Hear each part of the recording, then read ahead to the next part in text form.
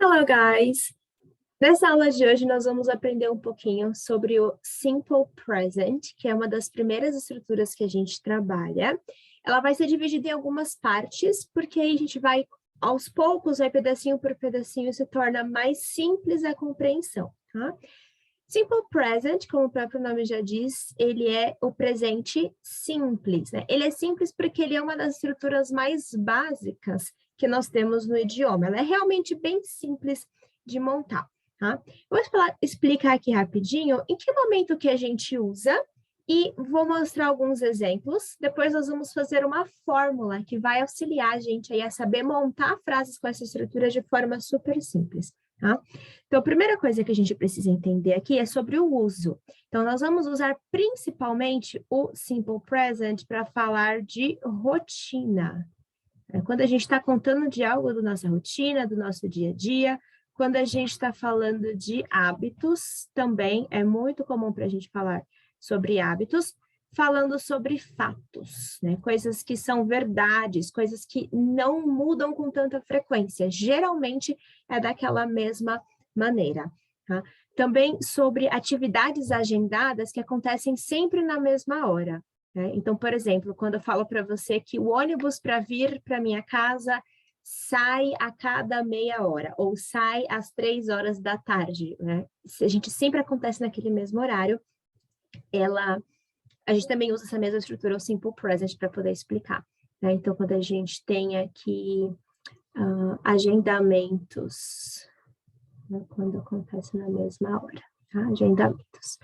Bom, por exemplo, se for falar da minha rotina, um exemplo que eu posso dar aqui é falar que eu trabalho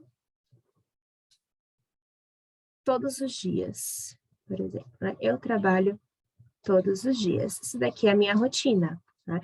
E até mesmo no português a gente usa o presente simples para falar disso, né? De hábitos, por exemplo, eu bebo café, isso é um hábito meu.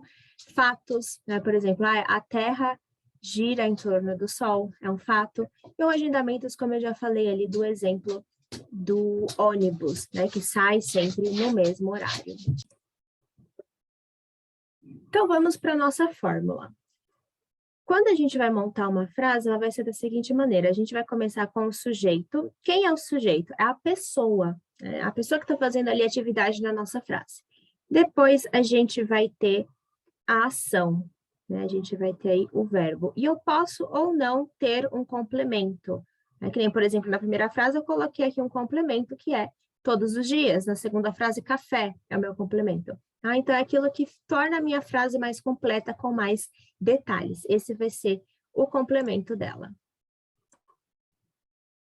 E aqui, pensando nos sujeitos, né, vamos trabalhar aqui. A gente começa com o eu, que é a primeira pessoa do singular, I. Depois, a gente tem o você, que é a segunda pessoa do singular, que em inglês é you.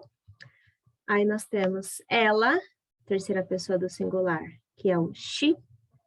Ele, que também é a terceira pessoa do singular, que é o he. A diferença que a gente tem aqui é porque no inglês nós temos uma outra opção, que é o it. O it a gente usa para falar sobre coisas. Né? Tudo que não for humano e for singular. Coisas, né? Isso. Tá?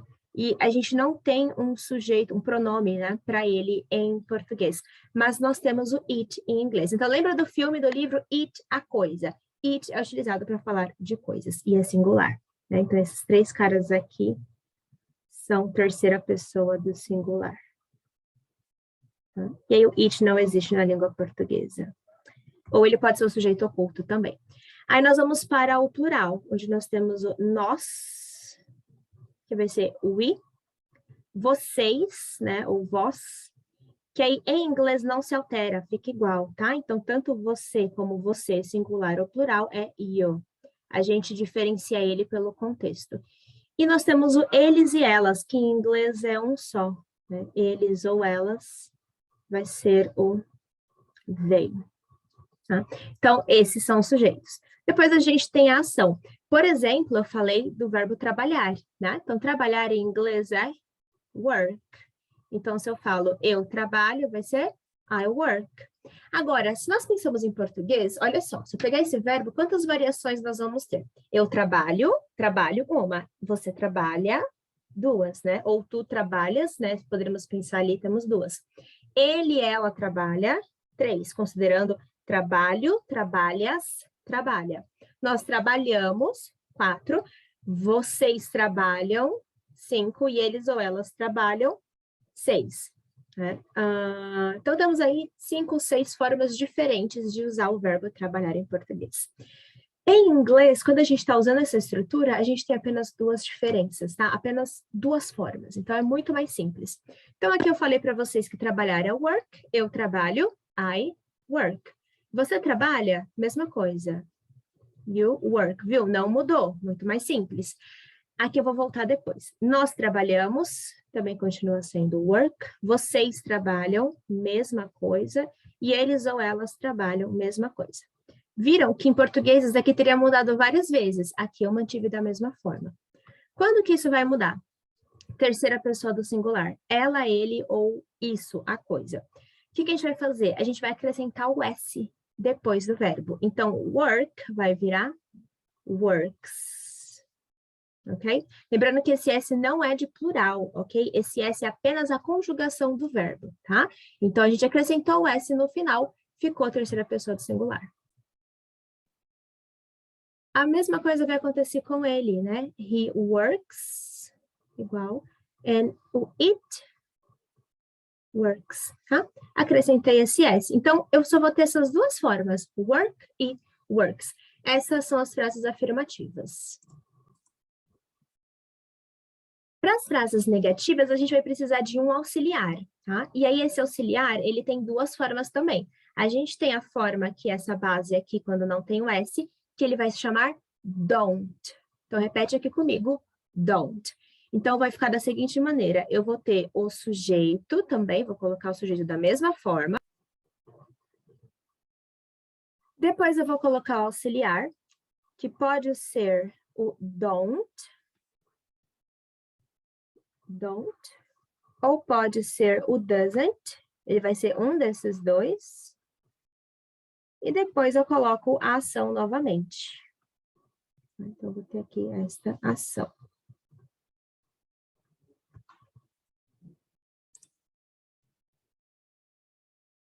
E a gente vai colocar a ação.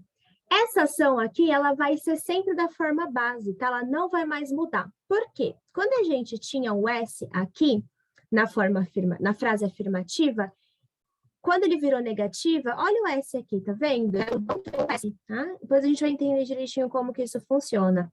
Então, ele virou doesn't. Se ele já tem esse S aqui, não preciso mais, tá? Então, se eu fosse transformar todas essas frases, eu falaria, por exemplo, eu não trabalho, eu repito I, depois eu ponho o don't, e depois eu ponho o work, trabalhar, né? Viu que a gente só acrescentou a negativa aqui, auxiliar?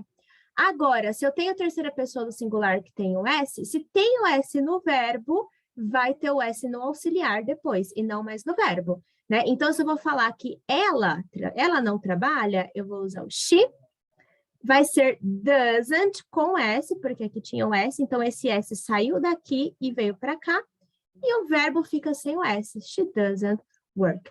E a frase fica na negativa, tá? Então, eu só vou colocar aqui no meio, don't, se for apenas work, e doesn't, se for works.